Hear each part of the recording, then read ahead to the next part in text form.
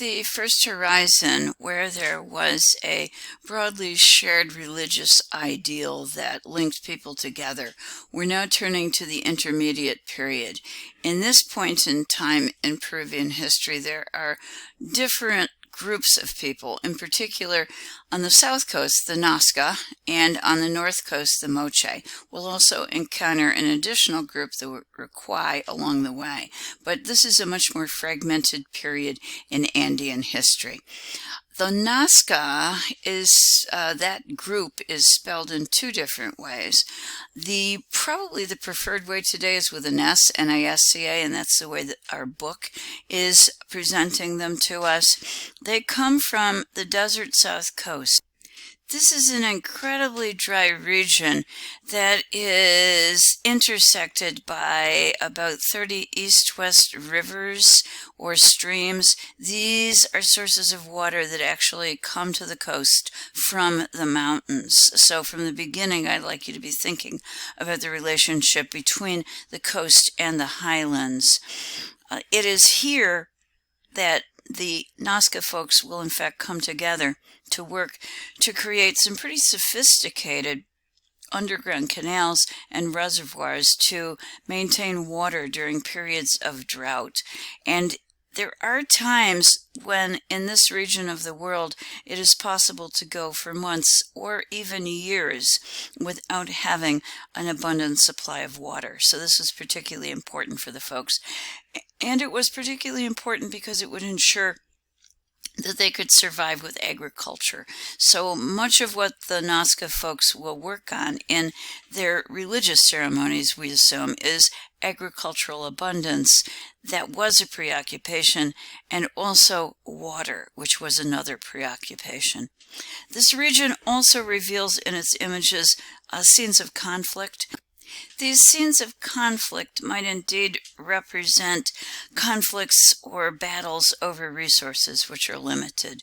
We do know also that there's an acute awareness of the differences between life and death, seen as very strong complements in this region, and probably referencing the life cycle, and perhaps also paralleling the agricultural life cycle as well. It's important to stress then that the Nasca culture is intimately tied to its geography. This gives us a little bit of a better sense of the geography, which is definitely going to impact the art in this region. From the map that we saw earlier, you can see the green area, that's the Amazonian area of the jungle. This is where the moisture is, and that moisture is going to move up into the mountains, and it will be through the mountains that it will pass to the shore. I need to remind us again of the importance of verticality, of reaching out to other zones in order to acquire the products that you cannot grow or find on your own. There is, as a result of this, a sense of reciprocity. If you help me, I will help you. And for the Nasca in particular, a sense of collectivity, which we're going to see shortly, and naturally duality coming out of all of this. The image below, again, is the Andes snow-capped, the source of water for the shore or the coast, and that is the image upper right. Another diagram that kind of shows the way in which this works. When you go to the far right over here, you're going to see the Amazonian region. This is where the moisture is. It rises, it condenses, it rains in the Andes. That will turn into snow. The snows will melt in the warmer months of the year and turn into water that will flow down in the river valleys, providing the opportunity for the coastal people to farm and to survive. Consequently, there is a very tight relationship between the coast, which is dry, and the mountains, which provide water for the coast. This is a strong case of duality. We are going to see this show up in Nasca art. And in my slide lower right, you're going to see the step and wave, which is a prominent feature of Nasca creations. The step pattern refers to the mountains here, and the wave pattern refers to the shore. Next to that piece is a Nasca creation, also ceramics, that is one of the agricultural products of the region. And again, just suggesting the emphasis that is placed on agriculture in the South Coast. Okay. For the step and wave, we'll come back to this a bit later, but I wanted you to see it here. It's figure 57, and this is a phenomenal piece of ceramic ware. It literally creates in three-dimensional form in ceramics the step and the wave pattern created as one. There is also a clear suggestion of transformation. One grows into the other, and transformation will also become an important part of the story of Nasca. We believe that the Nasca consisted of a group of independent and small chiefdoms. However, these folks came together to form something approximating a state when they needed to, and that would include when they needed to construct underground water systems, irrigation canals, and reservoirs, and it was necessary to do this to survive. We also think that they came together from various chiefdoms, coming together, working together, almost in a corporate way to create ritual centers, such as you're looking at in figure 69 at Cahuachi in the south coast of Peru. It would be your communal responsibility, the responsibility that you would have to the greater community to contribute labor to help to build these mounds where rituals could take place.